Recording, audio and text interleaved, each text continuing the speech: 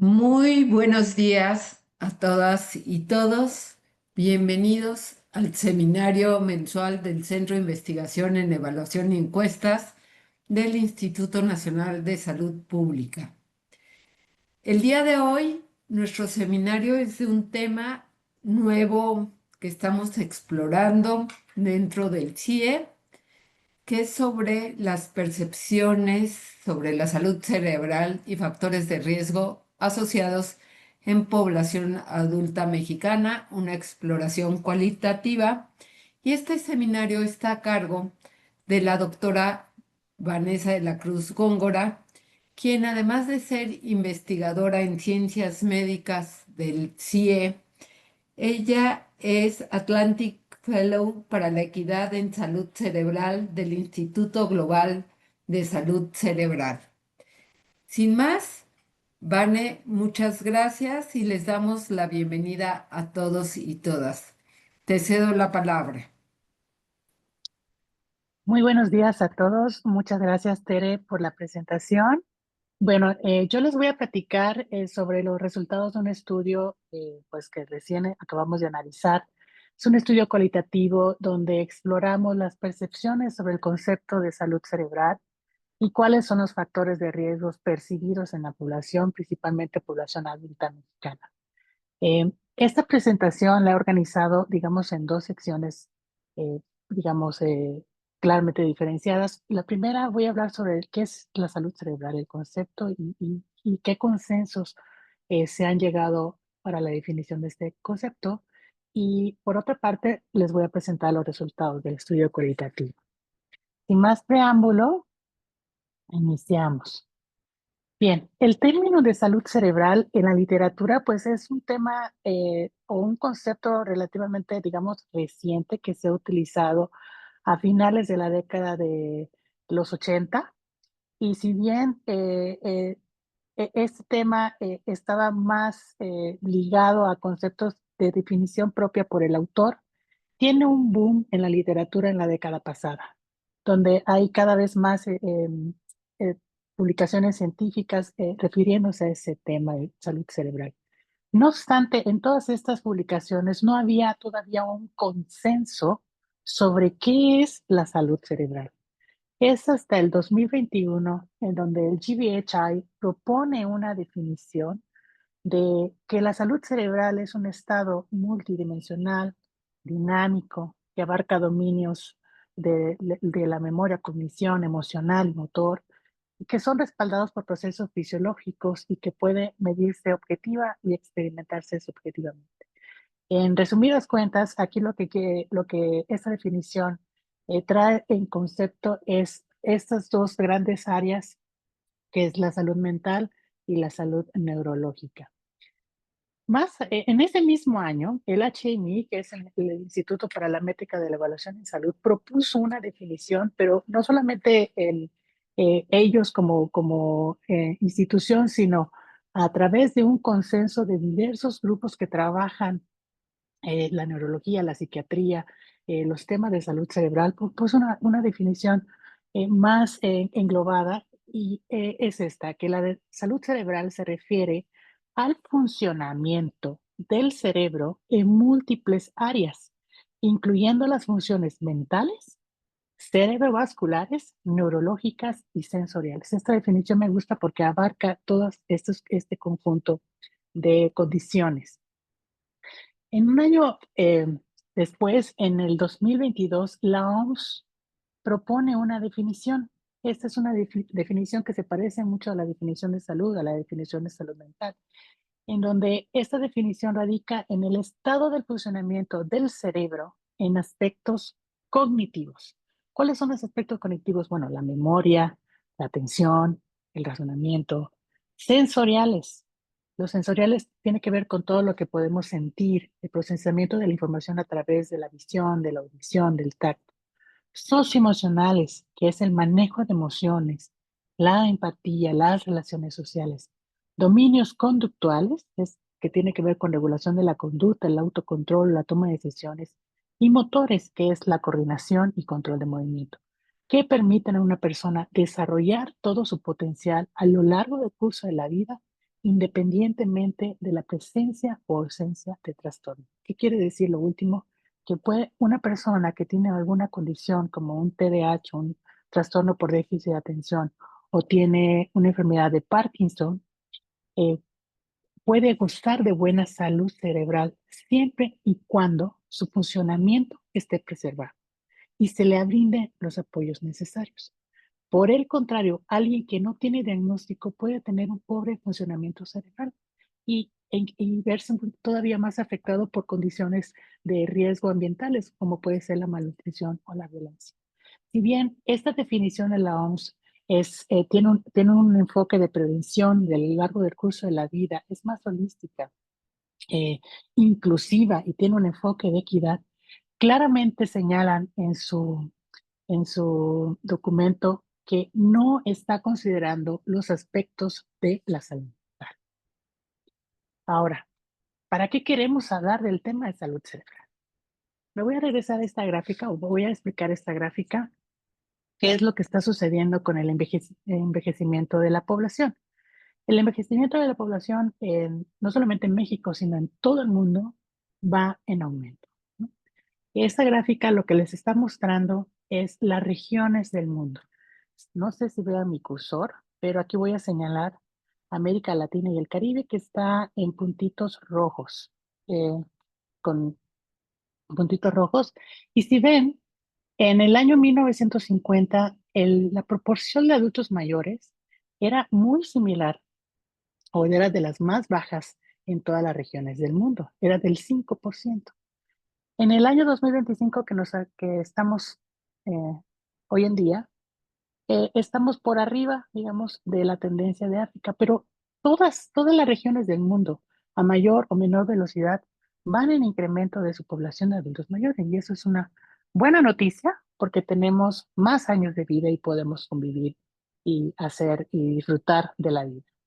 Para el año 2100, las proyecciones de crecimiento de América Latina y el Caribe, pues van a estar muy similares a cómo está el crecimiento europeo, es decir, alrededor del 34%.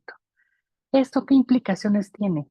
En América Latina y los países que generalmente son de bajos o medianos ingresos son los que van a experimentar la mayor tasa de envejecimiento poblacional. Eso es buena noticia por un lado, pero si no envejecemos de una forma saludable, pues no son tan buenas noticias. Dado este crecimiento de la población, la carga de las condiciones cerebrales se proyecta que van a incrementar paralelamente. ¿Y quiénes son los más afectados? Pues los países que van a crecer de manera exponencial. Por eso el HMI tiene una iniciativa de medir la carga de salud cerebral y esta es una iniciativa muy particular porque es muy diferente a lo que realmente, digamos, a lo que ellos han hecho cotidianamente. Es medir todas las condiciones que afectan al cerebro. Van a hacer la carga por órgano. ¿Bien? Esperemos visibilizar esta carga en México y estamos trabajando en ello, pero en este reporte que fue del año, los análisis fueron del año 2021, consideran estas condiciones de salud que afectan al cerebro, los desórdenes neurológicos, los desórdenes cerebrovasculares, el cáncer del cerebro, las infecciones como meningitis y encefalitis, las condiciones de salud mental y de neurodesarrollo, el suicidio y el uso de sustancia, entre otros. Considerando estas condiciones para la estimación del GBD 2021, les muestro esta gráfica que es para México. Estos son los DALIs o los años vividos con discapacidad perdidos por muerte prematura. Si aquí vemos el número de DALIs por edad y aquí vemos pues la extensión de los DALIs. Estos son los grandes grupos que les acabo de mencionar.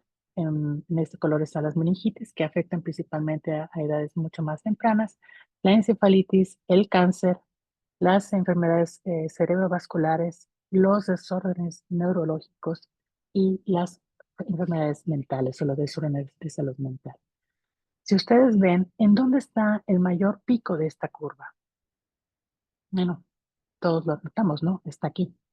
¿Quiénes son los más afectados? Los jóvenes. Los jóvenes son los más afectados. Y si vemos la composición de qué es lo que le afecta más, son los desórdenes de salud mental. Si bien estos desórdenes de salud mental no te matan, sí te discapacitan. Esta gráfica, cuando se ajusta por edad, esta curvatura se mueve hacia abajo y los colores que se van representando son los colores morados y los colores naranja, que son los asociados al stroke o a las enfermedades cerebrovasculares y a los desórdenes neurológicos, como puede ser la demencia y la enfermedad de Parkinson. Es por eso importante enmarcar este concepto de salud cerebral para hacer prevención en edades mucho más tempranas. Hay muchos estudiosos de la neurociencia en donde están a favor de integrar los conceptos de salud mental con la salud cerebral. En algunas de las diversas literaturas, la salud cerebral la definen solamente como aquellos aspectos de la neurodegeneración y dejan afuera lo que es los desórdenes de salud mental. No obstante, este autor, Agustín Ibáñez, él sugiere que la etiología de los trastornos psiquiátricos y neurodegenerativos, que tradicionalmente son clasificados por separado, podría tener su origen parcial en el desarrollo neurológico temprano y está influenciada por una variedad de elementos interconectados. Los eventos tempranos de la vida pueden aumentar la vulnerabilidad a afecciones como la depresión, la ansiedad y enfermedades como la enfermedad de Huntington pueden comenzar durante el desarrollo embrionario. Es por eso que los factores de riesgo son comunes no solamente a las enfermedades del cerebro, sino también a cualquier otra enfermedad crónica, ¿no? ¿Cuáles son los principales determinantes de la salud cerebral? Bueno, pues no son diferentes a los que ya hemos estudiado o lo que se ha documentado para la salud. La salud física, como el ambiente intrauterino, la salud materna, los factores genéticos y epigenéticos, la nutrición, las infecciones, enfermedades crónicas. Los factores ambientales, el uso de pesticidas, por ejemplo, que se ha asociado con un mayor riesgo de no solamente de depresión, pero también de enfermedad de Parkinson y de Alzheimer. La seguridad económica y, bueno, la violencia, evitar la violencia, la conexión y el aprendizaje, la educación, el cuidado, el aislamiento, las redes sociales de apoyo presencial, no estoy hablando de redes sociales virtuales, y el acceso a servicios de calidad. Bien, ¿cuáles son los factores protectores y de riesgo de la salud cerebral? Bueno, ya se intuye o se ha estudiado muy poco, digamos, este concepto en estudios longitudinales, pero lo que se ha documentado hasta ahorita es que los factores que protegen a preservar la salud cerebral, pues es una buena alimentación, las redes de apoyo, el buen dormir, la actividad física y la actividad cognitiva, mantener siempre al cerebro en actividades desafiantes. Tiene en contraste los factores que hay que evitar o más bien controlar, que son los factores de riesgo, pues es los factores de riesgo metabólico como el colesterol, la glucosa alterada en ayunas, el que tengan una pérdida de visión o de audición, pero que no tengan el tratamiento adecuado, ¿no? Tenemos un deterioro por edad que pues llega a ser normal, pero en aquellos en donde requieren un tratamiento y se les da, pues tienen un mayor riesgo a tener un deterioro. El evitar fumar, tratar todo lo que es pues, los factores de riesgo metabólico. Otros países están ya a la vanguardia en este tema y han desarrollado planes para proteger la salud cerebral en su población. ¿Para qué queremos eh, eh, optimizar la salud cerebral? Bueno, pues para promover un desarrollo cerebral saludable, preservar el funcionamiento del cerebro y reducir los factores de riesgo de enfermedades cerebrales en edades más tardías. Entonces, si podemos integrar los desórdenes de salud mental y los de salud cerebral, podemos generar acciones de prevención más efectivas porque no estamos señalando o recayendo sobre una enfermedad en particular. Las intervenciones son transversales a todas las condiciones y podemos optimizar la salud cerebral. ¿Para qué queremos optimizar la salud cerebral? Pues para preservar las funciones cognitivas que son esenciales. ¿Cuáles son estas? La memoria, la atención, el razonamiento. Estas funciones nos dan autonomía y prevenimos o retrasamos la aparición de enfermedades neurodegenerativas como es la demencia y podemos mejorar la calidad de vida a lo largo del curso de la vida. Además, optimizar la salud cerebral favorece el bienestar emocional, el desempeño académico y laboral, que en conjunto ayuda a reducir, disminuir, digamos, la carga familiar, económica y social que puede tener el cuidador de personas que viven con demencia. Promover la salud cerebral desde edades tempranas y en todos los contextos es clave para construir poblaciones más saludables, resilientes y equitativas. Bueno, en México eh, teníamos varias preguntas sobre este tema. ¿Realmente tenemos concientización sobre la salud cerebral en la población? Bueno, la hipótesis era de que esta concientización es muy baja o es nula. Como vimos en una de las gráficas anteriores, la carga de condiciones de salud cerebral es particularmente alta en los jóvenes y ellos están conscientes de que estas cargas y estas condiciones les puede afectar en el futuro, pues no lo sabemos, ¿no? Además, las proyecciones de envejecimiento no saludable, ya sabemos cómo envejece nuestra población, que tiene una gran carga de comorbilidades asociadas, pues va a representar una mayor carga de trastornos cerebrales. Un daño al cerebro se traduce en una mayor discapacidad y un mayor riesgo de mortalidad. Por lo tanto, el enfoque en prevención que esté, disculpe el pleonasmo, enfocado en preservar la función cerebral es, desde mi punto de vista, limitado en la población. Esto da el contexto de estudiar cuál era la percepción del término de salud cerebral y los factores de riesgo en la población adulta y si esta percepción es diferente por grupos de edad. Bueno, hicimos un estudio cualitativo que lo finalizamos en los últimos meses del año pasado en 3 localidades semirurales o semiurbanas, que fueron Tepoztlán en Morelos, Calquiní en Campeche y Jalachó en Yucatán. Hicimos grupos focales para 6 décadas de edad diferenciada, de 18 a 29, de 30 a 39, perdón, ahí se me fue un número, de 40 a 49, 50 a 59, 60 a 69 y 70 y más. ¿Por qué lo hicimos así? Bueno, porque queríamos capturar las percepciones de la población jóvenes y que no se vieran influenciadas por las experiencias de otros grupos de edad. Y esto, si bien era una hipótesis que teníamos en el momento de hacer el estudio piloto, nos confirmó aún más que debíamos de separar los grupos de edad, porque las experiencias vividas influenciaban la respuesta en los jóvenes y lo que queríamos era precisamente capturar la información del joven sin ser influenciado por otro tipo de experiencias.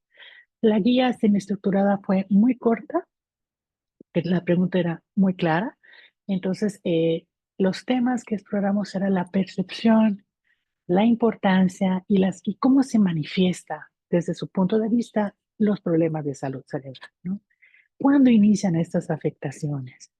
¿Cuáles son los factores de riesgo que ellos percibían que no eran buenos para su salud y cuáles eran los protectores? Y una vez que ellos mencionaban esto, que nos dijeran cuáles de esos eran modificables y cuáles no se podían modificar.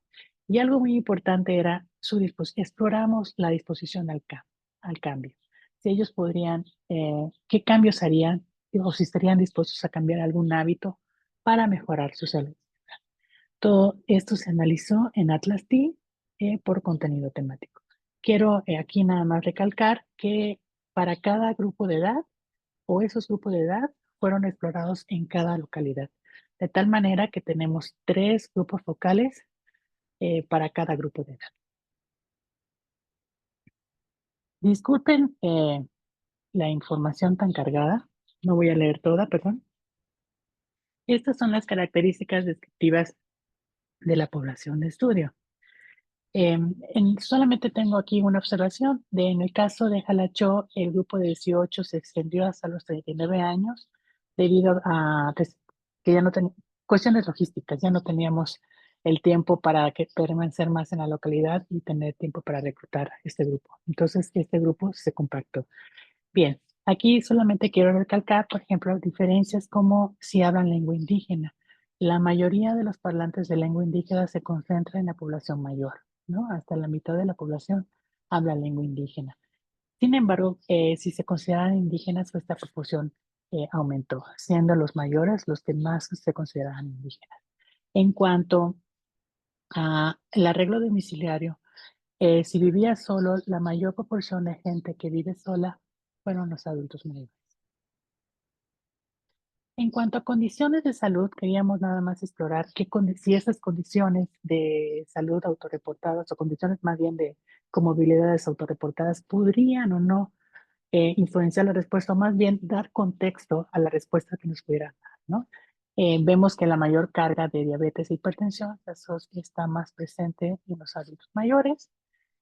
Depresión, estas son condiciones previamente diagnosticadas por algún médico. La depresión pues está eh, presente a partir de los 30 años, al menos autorreportada. Ninguno reportó diagnóstico de deterioro cognitivo, ni tampoco ningún diagnóstico de demencia o Alzheimer, Parkinson y otro diagnóstico. Bueno, ellos nos reportaron otros diagnósticos como cisticercosis, migraña, ansiedad, hipotiroidismo. Ahora, cuando hicimos la pregunta sobre condición de salud cerebral en un familiar cercano en línea directa, ya sea hacia arriba o hacia abajo, y eso es importante pues porque de cierta manera ya han vivido o han tenido la experiencia ya sea de cuidar o de conocer este proceso de enfermedad. Una enfermedad neurológica, pues todos los grupos reportaron haber tenido un familiar en línea directa con alguna enfermedad neurológica. Depresión, también. Deterioro cognitivo, bueno, en algunos grupos se menciona. Demencia o Alzheimer, sí, también a partir de los 30 años, todos ellos tenían un familiar en línea directa con demencia o con enfermedad de Alzheimer. Parkinson, en algunos casos, el traumatismo o fractura de cabeza o golpe en la cabeza, pues prácticamente todos habían tenido, al menos conocían en su familiar cercano un evento de estos. Alcoholismo es, pues en estas comunidades, principalmente en la región sur, era mucho más frecuente, al menos el 20% de la población conocía en su línea directa a una persona que tenía alcoholismo.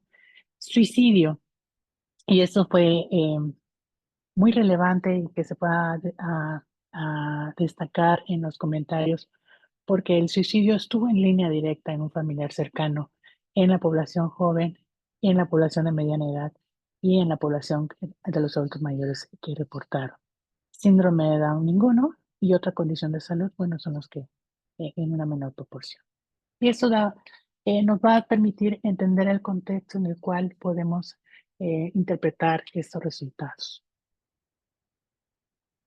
Bien, cuando vemos las percepciones de salud cerebral, lo primero que nos comentaron es que desconocían ese concepto. Es la primera vez que escuchaban el tema. Si bien aquí de una manera les presento, perdón, esta tabla resumen en donde estos X indican quiénes lo reportaron y donde no está la X es que no se reportaron esos conceptos y esos conceptos fueron los que ellos nos dijeron.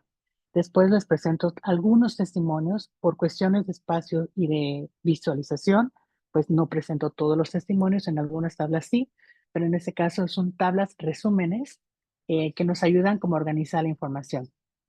Entonces, es primera vez que escuchaban el tema, que eso fue en todos los grupos de edad y en todos los grupos de edad cuando decíamos, bueno, ayúdanos a entender qué significa este tema. Todos, sin excepción, los asocian con la salud mental, principalmente con depresión y trastornos del comportamiento. Las afecciones neurológicas son principalmente reportadas en los grupos de mediana edad. Y aquí sí quiero destacar dos cosas importantes. Es en el grupo de mediana edad que reporta experiencias que son eh, em, atestiguadas por su familiar, porque generalmente este grupo de edad llegan a ser cuidadores, mientras que en los grupos mayores de 60 años son experiencias vividas, es decir, ellos ya tienen estas condiciones y por lo tanto el reporte es distinto. La estimulación cognitiva y el funcionamiento, ¿no? Algunos decían que el salud cerebral se refiere a cómo funciona el cerebro y que esto está mucho más presente en edades mucho más avanzadas. Aquí algunos testimonios, ¿no? Porque justo la pregunta que nos hizo, nadie conocía de ese concepto y creo que es muy interesante, ¿no? Y este señor, bueno, que es un hombre de edad avanzada, nos habla de una definición de salud cerebral bastante compleja y bien integrada, ¿no? Si hablamos de salud es que no hay afección. Si hablamos de salud es que esté todo bien. Y si hablamos de salud cerebral, el cerebro como un órgano principal de nuestro cuerpo es la parte que nos sirve para vivir, pensar, actuar, todo. Entonces, si nuestro cerebro llegara a afectarse, estaríamos afectando toda nuestra vida. A lo mejor se puede pensar también que se puede afectar una parte de nuestra vida, por ejemplo, la depresión, ¿no? Pero si vemos la depresión, afecta una parte, principalmente a la persona, pero afecta incluso su entorno, ¿no? La depresión y la depresión mental, pero se genera en el cerebro. Y en otro testimonio, una mujer nos dice, bueno, como tal, con ese nombre de salud cerebral, no, pero sí he oído de, por ejemplo, de la neuroplasticidad, o sea, la importancia que tiene el cerebro como una máquina. Bueno, yo lo diría como una máquina muy importante en el ser humano. Cuando hablamos de la relevancia, la importancia de hablar este tema, el, la, los acuerdos entre todos los grupos de edad fue sobre la prevención. En la diferenciación entre jóvenes y adultos de mediana y de mayor edad está en que los jóvenes prefieren la importancia del tema para conocer más sobre este tema, mientras que en los adultos esto no se destaca. Algo importante a destacar es que los jóvenes, y fue el único grupo que destacó este tema, es que es importante hablar del tema de salud cerebral para la prevención del suicidio. En contraste, los adultos mayores o los adultos de mediana edad decía que es importante hablar de este tema para los cuidados dentro del proceso de envejecimiento. Estos son algunos testimonios que dan fe de esto análisis. En temas de prevención, los jóvenes decían sí, porque de hecho escuchas, porque hay prevención de diabetes, prevención de cáncer, prevención de suicidio, pero nunca se ha escuchado prevención de condiciones asociadas a la salud cerebral. En el caso de uno de 30 a 39 años, dice, bueno, eso a lo mejor nos puede ayudar en un comentario de cómo podemos ayudar a ciertas personas que pertenecen de la enfermedad y si nosotros sabemos cómo ayudarlo y con este tema a lo mejor nos pueden ayudar. En el caso de los 60 a 60 años, su discurso tiene que ver con la presencia de enfermedades neurodegenerativas, ¿no? Pues para evitar enfermedades del cerebro, por ejemplo, el Alzheimer es uno, el mal de Parkinson sería otro. Hay uno que se llama demencia senil, que es el parecido al Alzheimer, ¿no? Y los adultos mayores, si bien ellos ya tienen condiciones que afectan su estado de salud, ellos todavía están a hábitos de preservar y procurar su salud cerebral. En cuanto a los testimonios de percepción del suicidio, que fueron generalmente en los jóvenes, pues fue algo que no esperábamos, pero fue muy notorio en esos grupos focales. Como es este testimonio que dice, me pasó con una vez y yo que estaba triste, ya de allá lo único que pensé fue suicidarme, pero reaccioné y ya digo, no, ¿por qué lo voy a hacer? No vale la pena. Porque actualmente ha habido mucho suicidio, más en jóvenes. Y en otra comunidad dijeron, es como dicen los casos de suicidio. Este año pasado se dio muchos suicidios aquí, de niños de aquí de Tepoztlán. Y pues pueden seguir así. Entonces, pues este es un modo de brindar una ayuda, ¿no? Y dentro de los testimonios del cuidado del proceso de envejecimiento están estos, ¿no? Pues yo creo que por la edad que digo que ya tenemos, por ejemplo, nosotros ahorita ya a los 60 años, yo creo que es una parte importante que cuidemos esa parte, ¿no? Por la edad ya debemos de saber ese tema. Y esta mujer de 70 años más da un testimonio de cómo se ve el cerebro, su cerebro, porque se hizo una tomografía en comparación con uno de 40. Y si bien ella refiere que el mío ya estaba deshidratado comparado con el otro de 40, que está todo lleno de sus cavidades. Si bien el concepto de optimizar la salud cerebral es, no importa la edad que tengas, es importante, siempre podemos hacer algo para mejorar nuestra salud cerebral. En cuanto a la manifestación de condiciones de salud cerebral, esto se repite, cómo se manifiesta un daño en la salud cerebral. La mayoría fue de los grupos focales, em, asociaron con un término de salud mental, puede ser la depresión, la ansiedad o el llorar. Em, a diferencia, digamos, entre los grupos de edad, la pérdida de memoria fue más marcadamente en los grupos de mediana y de avanzada edad, y el decline funcional en los adultos mayores. La pérdida de memoria en los de mediana edad se refiere principalmente a experiencias que ellos como cuidador han tenido o que empiezan a experimentar. En el caso de los 40 o 49 años, él lo ve como una tercera persona, ¿no? O sea, es como un símbolo de que no está bien que una persona esté incluso adulta perdiendo las llaves cada tercer día, ¿no? Es decir, ellos no han experimentado esa pérdida de memoria. Sin embargo, a partir de los 50 años, esto sí ya es un testimonio que se repite. Pues cuando se te olvidan las cosas o tienes algo pendiente que quieres hacer y decir, ¿qué iba yo a hacer? Ah, esto, pero se te olvida y es cuando está fallando la memoria. En el testimonio de 60, pues yo siento mucho el cambio, es en la memoria. Yo antes no se me olvidaba nada, estaba siempre constantemente presente, pero ya me jubilé y ya mi actividad se redujo completamente. En los 70 años a mí todos se me olvidan. Cuando se me olvidan las cosas, me pongo a buscar, a buscar, a buscar y luego no lo estoy buscando y lo encuentro. En el caso de los adultos mayores sobre el concepto de declive funcional, pues lo tiene mucho más presente. La verdad nos queda claro que la salud se va deteriorando, vamos perdiendo nuestras capacidades, escuchamos menos, vemos menos, comemos menos, dormimos menos. Entonces es una pérdida de tantas capacidades que algún día tuvimos. Cuando preguntamos cuándo inician estas afectaciones, aquí esta es una tabla resumen. Eh, Generalmente las respuestas las dividimos en dos, cuando mencionaban un periodo de edad o cuando mencionaban un evento. El periodo de edad se mencionó en todos los grupos y el periodo de edad siempre lo referenciaron como a partir de los 50 años. Muy pocos testimonios dijeron que era un periodo de la vida, como la infancia o el embarazo. La mayoría fue a partir del grupo de edad. Y si vemos en el caso de los jóvenes, ellos piensan que la mayoría dice que es en los adultos mayores, ¿no? Pues no sé, de los adultos mayores que yo considero de 65 años para arriba, empiezan afectaciones de salud cerebral, que pues ya están como que ya están en el deterioro, por así decirlo, de alguna manera. Así sin sonar ofensivo, ¿verdad?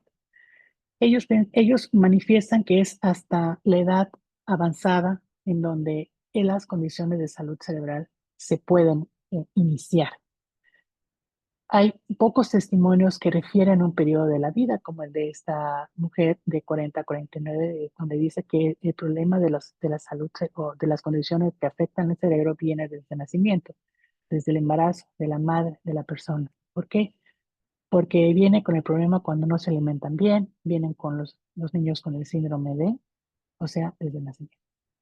Y es a partir de los 50 años que este es un testimonio que es muy similar a los que se repite en edades avanzadas, que es en los cambios atribuidos a la menopausia, en donde empiezan a notar cambios en su memoria. Por otro lado, el inicio de la afectación, ellos también refieren, cuando no se refieren a la edad, inicia que es a través de un episodio traumático, un evento traumático, como sucedió con la pandemia, o puede ser a través de un golpe o un choque emocional. Dentro de los factores de riesgos percibidos para la salud cerebral, bueno, está el consumo de sustancias. La diferencia, por ejemplo, las drogas, la diferencia entre los grupos de edad es que en los jóvenes ese consumo de sustancias se refieren a drogas ilegales, mientras que en los adultos de mediana y avanzada edad se refiere al consumo de medicamentos o al no prescritos principalmente, ¿no?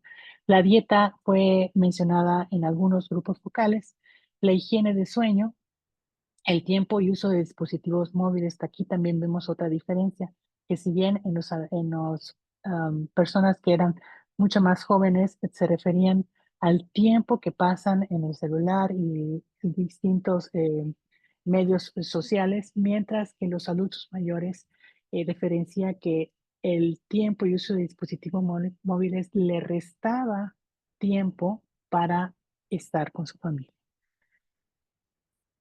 Entre los factores ocupacionales, pues estaban las condiciones de empleo y laborales que afectaban principalmente a los que estaban en edad productiva.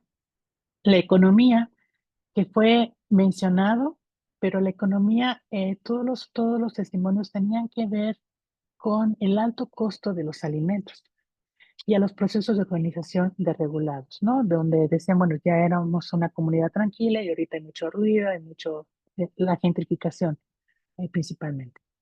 Dentro de los que ellos perciben como modificables está la dieta que se manifiesta principalmente en algunos grupos focales más en los de avanzada edad, las redes de apoyo, la práctica de hacer ejercicio y actividad física, la higiene del sueño, que también es un tema que está mucho más presente en los de mediana y avanzada edad, y el manejo del estrés. En el caso de las redes de apoyo, por ejemplo, de familia y amigos, la diferencia principal entre los jóvenes y los adultos de mediana de edad es que ellos refieren, los de mediana y avanzada edad, redes de apoyo, pero presencial, ¿no? Como las amistades, la familia, los amigos. Mientras que los jóvenes refieren a su círculo social, pero a través de redes sociales, ¿no? Y que eso, pues en cierta manera, los aísla, digamos, de la convivencia familiar. Entre los factores no modificables mencionaron, bueno, si yo tengo un antecedente o un familiar que tiene esto, pues posiblemente mi riesgo va a aumentar. La pérdida de memoria y la edad. Entre otros factores se mencionaron la estigmatización, proceso de socialización y los traumatismos, que fue muy presente en todos los grupos de edad. Esos son algunos testimonios, ¿no? Pues creo que sí, está demostrado que te afectan cerebralmente las drogas y el alcohol, o sea, matándote a la mente. Pues la mala alimentación, el sedentarismo, porque normalmente es lo que más daña. Entonces, a causa de eso será mucho. Por ejemplo, el sueño, si no tienes una educación del sueño, también en cuanto a tus horas de dormir, pues también es una afección al cerebro. Enfermedades como la diabetes, el sobrepeso, el triglicéridos, el colesterol, que lleva a otras enfermedades. Dentro de los factores protectores percibidos, esto es una tabla también, resumen, se menciona o menciona a la dieta para mejorar los hábitos de alimentación. Aquí quiero recalcar que no todos mencionan este factor protector. La estimulación cognitiva, todos lo mencionan. La actividad física y ejercicio, todos lo mencionan. La asistencia a terapia psicológica, y es principalmente en los jóvenes, y eso tiene que ver con pues seguramente con la depresión y la ideas suicidas. Redes de apoyo, actividades recreativas y consumo de suplementos, entre otros. Cuando les preguntamos, bueno, ¿estarían dispuestos a cambiar algún hábito? Ellos contestaron, sí, cambiaría igual mis hábitos, porque pensando, tengo hijos, pensando en que si mejoro mi salud cognitiva cerebral, también voy a mejorar la de ellos. Pues sí, si pudiéramos, para que más adelante, si Dios nos presta vida, estemos bien y que nos demos tanta lata. Si no, ¿quién nos va a cuidar? Porque si quedamos así, cuando dice con la enfermedad del cerebro, ¿quién nos va a cuidar? Si yo tengo 4 varones, ¿no? Si yo me llegara a enterar al 100% qué comida es la que sirve para el cerebro, trataría de comerla. Y pues sí, si supiera que sí, tomarlo así, realmente sí, algunos ejercicios, si es para el cerebro, también lo haría. Cuando preguntamos qué estarían dispuestos a cambiar, bueno, en cuanto a la dieta, hubieron testimonios interesantes porque sí tenían esta intención, o al menos en el discurso, algunos decían que sí podrían mejorar ciertos hábitos de su alimentación. La actividad física estuvo mucho más centrada en edades más avanzadas y la diferencia perdón, que no lo señalé al principio, pero la diferencia entre los discursos de los adultos mayores y de mediana edad y los jóvenes es que En los jóvenes existe más el discurso de que cambiaría la comida, haría este cambio como una intención, mientras que en los adultos de mediana edad y mayores, esos cambios serían efectivos porque ya tienen una condición de salud. Es decir, ya tienen un proceso de enfermedad que, aunado a mejorar, en combinación a mejorar la salud cerebral, podrían hacer este cambio. Y eso es interesante porque aquí estamos hablando ya de experiencias y de condiciones vividas, mientras aquí estamos hablando de una intención. La higiene del sueño, ¿no? Ellos pues, mencionan que podría mejorar su higiene de sueño, incrementando sus horas para dormir, tiempo en pantalla, la estimulación cognitiva. Es interesante que los adultos mayores decían que, bueno, pues hay tiempo todavía para leer. Suplementos, el manejo del estrés, reducción del consumo de alcohol y, bueno, creencias y costumbres. Y cuando le preguntamos qué no estarían dispuestos a cambiar o por qué no cambiarían sus hábitos, tenemos discursos interesantes y uno de ellos es: ¿de qué sirve que yo haga un cambio si los que están arriba de nosotros no hacen ningún cambio, ¿no? Si las empresas nos siguen bombardeando con procesos de comida súper saturadas, llenas de azúcar, llenas de todo. Es muy difícil porque tenemos todavía un sesgo generacional de muchas cosas, ¿no? Antes a los abuelos, pues era bien impactante que su hijo le saliera enfermo, ¿no? Era muy vergonzoso para la comunidad también. Entonces creo que la mentalidad es algo complejo. Sé que me hace daño, me puede matar, pero no cambio mi hábito de alimentación o de vivir. Eso afecta. Entonces, si bien hay cierta población que tiene la intención de cambiar su discurso de estos hábitos que ellos mismos dijeron, hay otros que no estarían dispuestos para nada a cambiar, aún sabiendo que les puede ocasionar daño. Y ese mismo discurso está la dieta o la alimentación, donde la mayoría dijo, no, pues podría cambiar algo, pero el consumo de ciertas bebidas, pues no, la alimentación es difícil para ellos hacer un cambio en su alimentación. En el caso de ejercicio y actividad física, pues tiene que ver con cuestiones de tiempo, la higiene del sueño. Tendría que, en estos reportes generalmente era porque la persona tenía un trabajo que era principalmente en la noche, eran veladores, entonces le era muy difícil cambiar estos hábitos de sueño. El tiempo en pantalla, eh, principalmente los jóvenes, porque están más dedicados a las redes sociales o a los videojuegos, y la reducción del consumo de alcohol que pues en los adultos mayores está presente y que ellos dicen no lo dejarían. ¿Qué barreras identificamos en estas narrativas? Bueno, principalmente el trabajo para hacer este tipo de cambios, porque el tiempo que le dedican al trabajo y además la hora en la que a veces ellos tienen el trabajo, ¿no? Que es en este caso. Y la economía, una de las barreras identificadas es justamente de que todo lo referente al costo, al gasto, es en alimentos. Y pues, como en este testimonio, ¿no? Porque aquí es como dijeron hace rato, las cosas más saludables son más caras. Sí se puede cambiar ciertos hábitos, pero depende de lo económico. Y aquí hay un testimonio muy interesante porque dice, una vez me dieron una dieta que dice que tiene que comer 12 espárragos al día. Y dije, no los puedo pagar. ¿Por qué 12 espárragos al día? Es una lana. En otra comunidad que tenemos otro testimonio en donde señala cuánto gana la semana y cuánto le invierte a su alimentación. Y dice, no me alcanza para tener una alimentación. Y otro testimonio muy similar a ese, en donde la instrucción que le dieron es que comiera salmón, que comiera aceite de oliva y que comiera nueces. Dijo, eso es una dieta que, que, que es impagable, ¿no? No puedo mantener esa dieta. Ahora, cuando les preguntamos si esta información en salud cerebral les sería útil, la verdad es que tuvimos testimonios muy interesantes. Todo este proceso de la investigación en los grupos focales fue de mucha utilidad para ellos, porque ellos mismos se dieron cuenta, no era el propósito, pero ellos mismos se daban cuenta, se daban tips e hicieron como cierta conciencia sobre la importancia de este tema, ¿no? Queremos estar en nuestra zona de confort, es un testimonio de un hombre. Y ahora no solamente los adultos, sino también los niños están inmersos en cuanto a eso.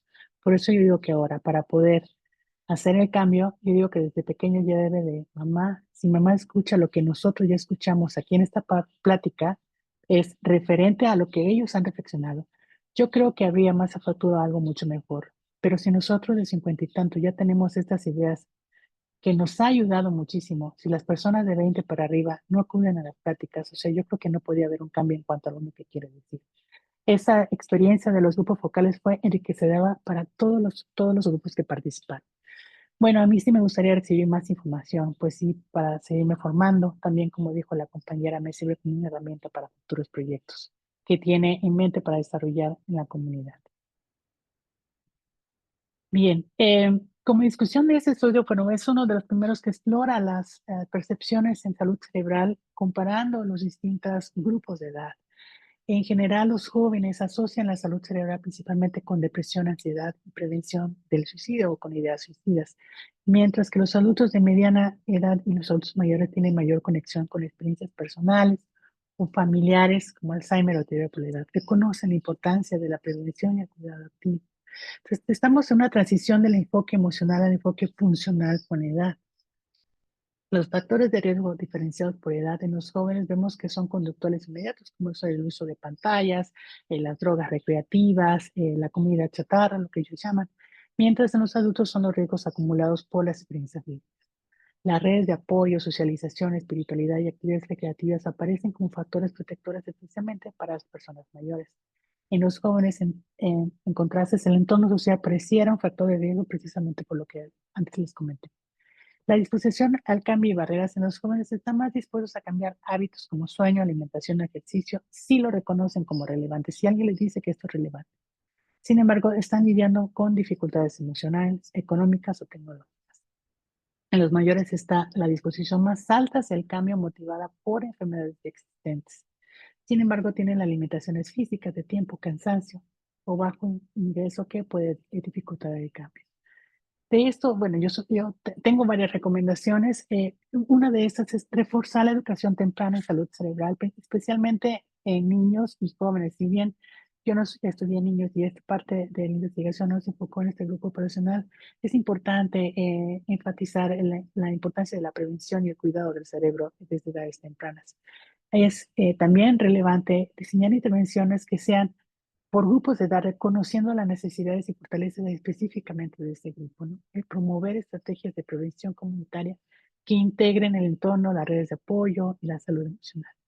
Y algo que realmente me puedo sacar de este estudio es aprovechar la experiencia de los adultos mayores como agentes de conciencia intergeneracional.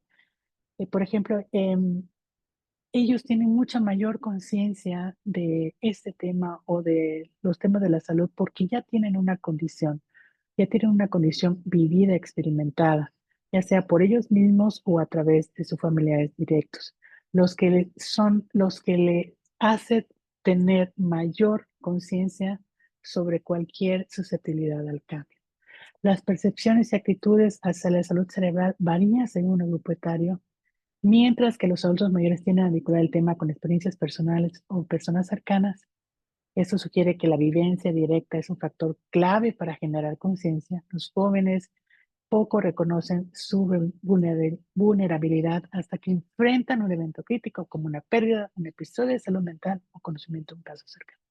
Esta diferencia generacional implica que las estrategias de comunicación y prevención en salud deben ser diferenciadas, enfocadas en la sensibilización y prevención temprana para los jóvenes y en el fortalecimiento del autocuidado y funcionalidad para los adultos. Bueno, ¿qué implicaciones podemos tener en salud pública? Bueno, tenemos que generar conciencia acerca de la importancia de la salud cerebral, sobre todo en edades mucho más tempranas. Hay que amplificar los mensajes de salud pública. ¿Para qué queremos concientizar a la población? Porque reduce el estigma, los prejuicios y la discriminación, para asegurar que la salud cerebral de todas las personas sea valorada y protegida a lo largo del curso de la vida, como lo señala la Organización Mundial de la Salud. Yo quiero agradecer a todas las personas que participaron en este estudio y donaron su valioso tiempo para esta investigación, a las autoridades de salud que nos permitieron ingresar a las comunidades y sobre todo al personal de salud, los promotores y líderes comunitarios que nos facilitaron el acceso a las personas. Este trabajo no se pudo haber realizado sin todo un equipo de trabajo, principalmente le quiero agradecer a la maestra en salud pública Ana Karen Pérez Jiménez y a la antropóloga Francia Lizama, quienes fueron las que eh, hicieron el trabajo de campo. Eso se llevó a cabo con el financiamiento de Alzheimer Association UK de Reino Unido. Bueno, aquí cabe aclarar que no tengo conflicto de interés. Yo tengo muchas más preguntas que respuestas, pero si tienen alguna pregunta, por favor, adelante. Gracias, Vane. Y bueno, este, creo que tocaste un punto fundamental, el pensar que la salud cerebral se descompone en la edad adulta. No, tenemos que empezar a pensar en el ciclo de vida, que eso es lo que yo concluyo con, pues, toda tu investigación, pero creo que yendo más a fondo, tenemos que pensar que desde que la mujer se embaraza, o sea, con todo el ciclo de vida, tenemos que ir reforzando esta salud del cerebro. Y en ese sentido, pues refuerzas esta hipótesis. Ahora la Organización Mundial de la Salud está trabajando toda la cuestión cognitiva a través del ciclo de vida, no solo Es para los correcto, adultos mayores, que siempre lo hemos pensado así. es Bueno, con correcto. base en ello, yo no sé si tenga el público o los asistentes alguna pregunta. De ser así, les pido que la escriban en el chat. Este, si no, yo quiero que Vanessa nos platique un poquito, bueno, toda esta parte es percepción, es la parte cualitativa, ¿no? De Es cómo lo correcto. percibe la población. Sin embargo, de manera cuantitativa, ¿cómo podemos llegar a combinar esta información? Porque sobre todo los que somos muy cuantitativos, de repente decimos, bueno, eso es lo que percibe cuando es percepción, pues así lo piensa la población, pero ¿dónde están los datos duros? Entonces, si nos pudieras platicar algo al respecto, en lo que, pues si hay alguna otra pregunta. Sí, es correcto. Estos son las percepciones y a veces no estamos evaluando el conocimiento, estamos evaluando las percepciones de ese concepto y así como la gente tiene la, cuáles son los factores de riesgo que podría influenciar en su salud cerebral. Esto se puede cuantificar a través de una encuesta, ¿no? Y una encuesta, entonces, bueno, de ahí se ponen los factores de riesgo, se ponen todo esto y ahí se puede cuantificar.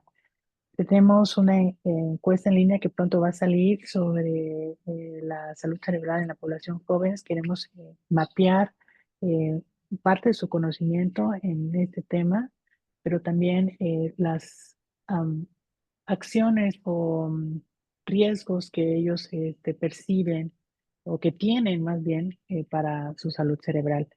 Por otro lado, el HMI está trabajando en estimar la carga de la salud cerebral para cuantificarla en términos de la magnitud y de su discapacidad. Esos datos se están actualizando a la última ronda de iteraciones del GBD y bueno, esperemos pues poder tener estos datos en este año y poder tener ya con números de qué tamaño es el problema de las condiciones de salud cerebral y las posibles intervenciones que se pueden trabajar, ¿no? O sea, nada más, y a lo mejor es ignorancia mía, ¿el GBD ha reportado esta información para México? No, la estamos trabajando. De hecho, no la ha reportado para ningún país, ni siquiera para el global. Es una primera iniciativa, es un trabajo que están haciendo muy diferente a lo que habitualmente hacen, que es estimar la carga de todas las condiciones de salud, pero en este particular, pues se está centrando en un solo órgano como tal, y esto requiere un proceso de análisis distinto. Y se está trabajando en ello. Entonces, lo que se está, o lo que vamos a trabajar, o lo que estamos trabajando más bien, es la carga de las condiciones de salud cerebral agrupadas, todas las condiciones que afectan al cerebro y ver el tamaño de la magnitud de este problema y cómo esto impacta en la discapacidad, ¿no? Ah, de acuerdo. Sí, importantísima información porque si pensamos que la salud y el bienestar de las personas es integral y no Es solo son correcto. los daños orgánicos, sino como una integralidad, pues importantísimo empezarlo a documentar y creo que ya estamos tarde. Es correcto. Sí, de hecho hay un mote hay otros países más avanzados que están trabajando sobre planes de salud cerebral para su población. Y hay un mote que se repite en la literatura en estos planes, ¿no? No hay salud si no hay salud cerebral.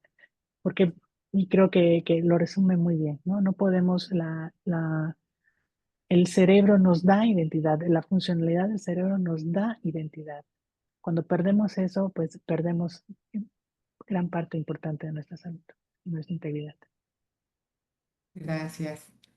Bueno, no veo que haya preguntas, sin embargo, te quiero mencionar que el doctor Mario Flores te ha felicitado y la doctora Edna Arillo Ay, muchas por gracias. pues este tema tan importante y por este trabajo que has tenido en el área. Es sumamente importante y creo que somos pioneros en el Instituto Nacional de Salud Pública y que, bueno, de alguna manera Vanessa se ha estado vinculando con investigadores de otros institutos, de otras universidades, para hacer crecer el tema. En México es importantísimo, sin embargo, pues no es patente el interés que hay como en otros temas que son más orgánicos, por así decirlo, ¿no? Es correcto. Entonces, pues, Vane, muchísimas felicidades. Yo No quiero hacer un veo, comercial, yo quiero hacer sí, un comercial, aprovechando aquí la audiencia. El próximo 22 de julio es el Día Mundial del Cerebro y vamos a tener una participación importante de investigadores del Instituto Global de la Salud Cerebral, en donde van a hablar de los factores que promueven, algo que protege a la salud cerebral y que no fue mencionado en esta presentación. Así que los dejo con la curiosidad para que ojalá y se conecten. Va a estar difundido a través de las redes sociales del instituto y bueno, esperemos que este tema se continúe en su promoción y sobre todo en la prevención. sí, claro que sí. Y bueno, pues les estará llegando la invitación para este seminario, que va a ser un seminario institucional. Y bueno, sin más, Vane, también tienes otra felicitación por ahí de Celina Magali, en donde también te felicita, Celina Magali Rueda. Y bueno, estamos en tiempo ya para concluir. Les agradezco muchísimo a todas y todos el haber acudido a este seminario, recordándoles que el próximo seminario del CIE será sobre datos en salud pública, sobre inteligencia de datos en salud pública para el mes de junio. Muchas gracias, Vanessa. Muchas gracias a todos por su asistencia y que tengan muy buen día. Hasta luego. Gracias. Buen día a todos. Hasta luego. Bye.